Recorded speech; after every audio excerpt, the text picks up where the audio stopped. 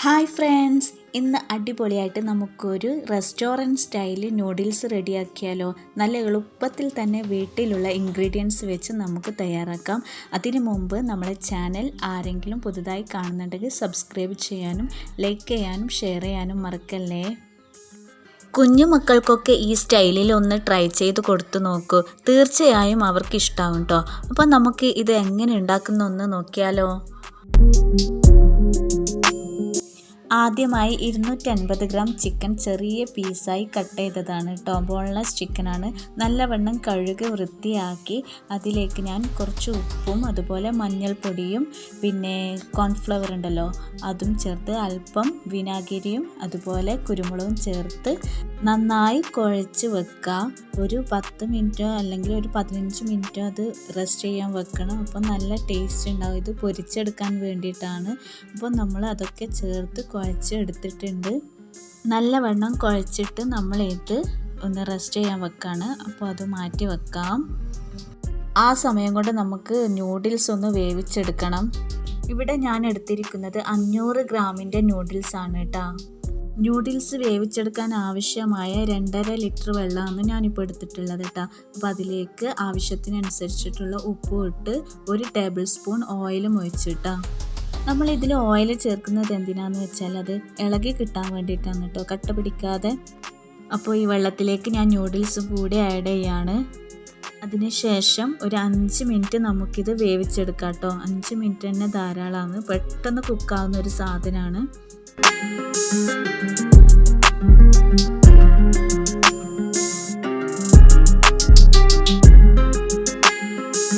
Gas on ചെയ്ത് 5 മിനിറ്റിന് ശേഷം നമ്മളുടെ നൂഡിൽസ് ഇവിടെ റെഡി ആയിട്ടുണ്ട്. ഇനി ഈ നൂഡിൽസ് നമുക്കൊന്ന് വെള്ളം മാറ്റിയെടുക്കണം. അപ്പോൾ ഞാനൊരു അരിപ്പ വെച്ച് അതിലേക്ക് ഊറ്റിയെടുക്കുകയാണ്. ചൂടോട് കൂടി തന്നെ കേട്ടോ ഞാനിത് ഊറ്റിയെടുക്കുന്നത്. അപ്പോൾ പച്ചവെള്ളത്തിൽ ഞാനൊന്ന് കഴുകിയെടുക്കുന്നുണ്ട്. പിന്നെ കട്ട കെട്ടിയിട്ടുണ്ടെങ്കിൽ അതൊക്കെ ഒന്ന് മാറിക്കിട്ടുമല്ലോ.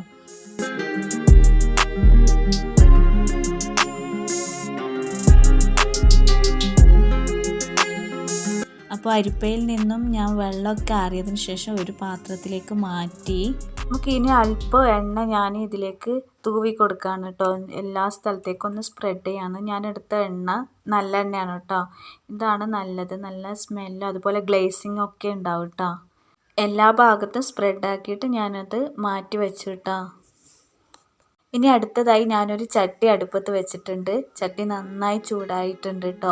അപ്പോൾ അതിലേക്ക് ഒരു 3-4 ടേബിൾ സ്പൂൺ സൺഫ്ലവർ ഓയിൽ ഒഴിച്ചിട്ടുണ്ട്. നമ്മൾ നേരത്തെ റെസ്റ്റ് ചെയ്യാൻ വെച്ച ചിക്കൻ ഉണ്ടല്ലോ, അത് ഞാൻ ഇതിലിട്ടിട്ട് ഒന്ന് പൊരിച്ചെടുക്കുകയാണ്. ചെറിയ തീയിൽ നമുക്കിതൊന്ന് വറുത്ത് കോരിയെടുക്കണം. അപ്പോൾ അത് അവിടെ നിന്ന് കുക്കാവട്ടെ.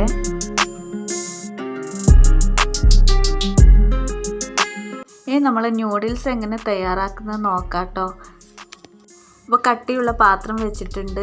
അപ്പോൾ ചൂടായതിന് ശേഷം ഞാൻ ഓയിൽ ഒഴിച്ചു.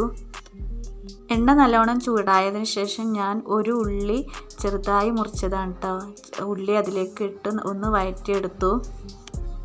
നല്ലവണ്ണം മൂത്ത് വരുമൊന്നും വേണ്ട കേട്ടോ. ജസ്റ്റ് ഒന്ന് അതിൻ്റെ ഒരു കളറ് ചേഞ്ച് ആകുമ്പോൾ തന്നെ അതിലേക്ക് നമുക്ക് നമ്മൾ അരിഞ്ഞു വെച്ച ക്യാപ്സിക്കവും അതുപോലെ ക്യാരറ്റും കാബേജും ഒക്കെ ഞാൻ നീളത്തിലാണ് അരിഞ്ഞത്. അപ്പോൾ അതും കൂടി ഇതിലേക്ക് ഇട്ട് കൊടുക്കാമെന്ന്.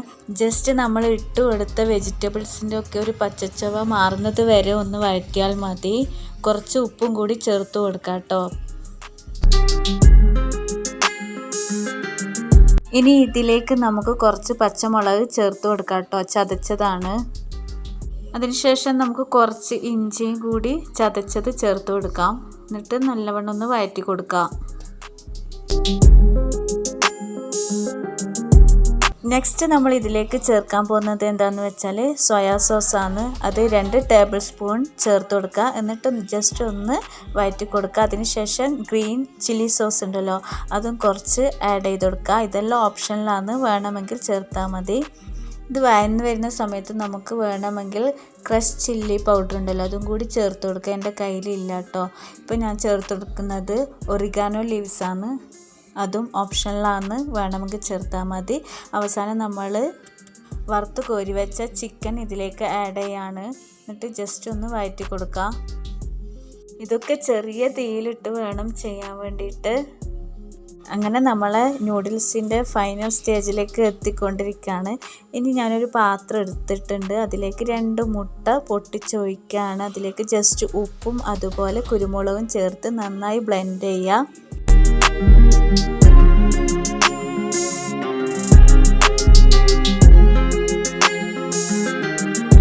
ഈ സമയം ഞാനൊരു പാൻ അടുപ്പത്ത് വെച്ചിട്ടുണ്ടായിരുന്നു.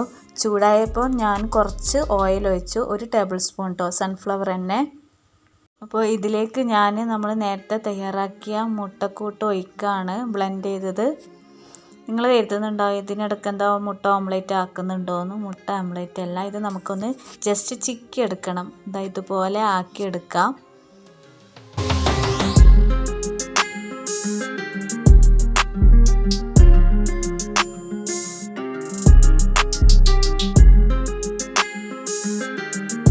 അങ്ങനെ നമ്മളെ മസാലക്കൂട്ടിലേക്ക് ഇനി നമ്മൾ ഫൈനൽ ഐറ്റമായ നൂഡിൽസും കൂടി ചേർക്കുകയാണ് കേട്ടോ.